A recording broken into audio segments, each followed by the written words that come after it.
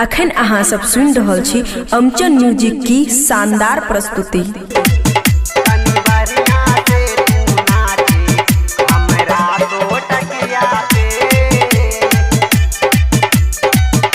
खुशी recording studio बलुआहा। लहंगा चोली कीन देबो,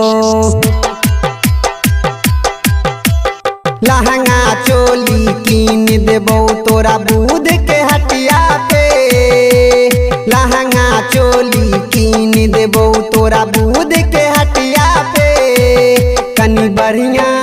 कनी बढ़िया से तू नाचे हमरा सो टकिया पे।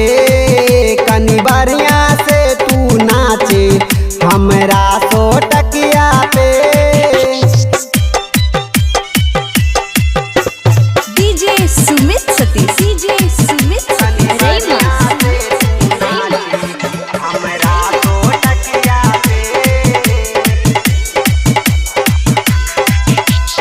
हाथ पकड़ के कमर पकड़ के खूब नचैबौ तोरा। धीरे धीरे मुंड जे बनतौ गोदी उठैबौ तोरा। हाथ पकड़ के कमर पकड़ के खूब नचैबौ तोरा। धीरे धीरे मुंड जे बनतौ गोदी उठैबौ तोरा। नाचल अइलही छौरी गे तू,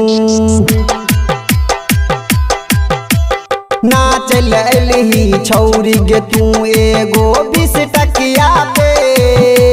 नाचल अइलही छौरी गे तू एगो 20 टकिया पे। कनी बढ़िया से तू नाचे हमरा सो टकिया पे। कनी बढ़िया से तू नाचे हमरा सो टकिया पे।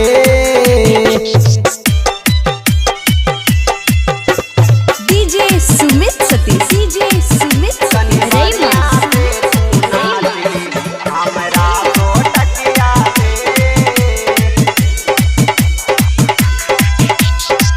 कै गोला पुआ के पागल बनैले पहन के नया ड्रेस गे। ललित से तू हाथ मिलाइले हो जैतो मुंड फरेस गे। कै गोला पुआ के पागल बनैले पहन के नया ड्रेस गे। ललित से तू हाथ मिलाइले हो जैतो मुंड फरेस गे। नाचल अइलही छौरी गे तू, नाचल अइलही छौरी गे तू एगो 20 टकिया पे। नाचल अइलही छौरी गे तू एगो 20 टकिया पे। कनी बढ़िया से तू नाचे हमरा सो टकिया पे।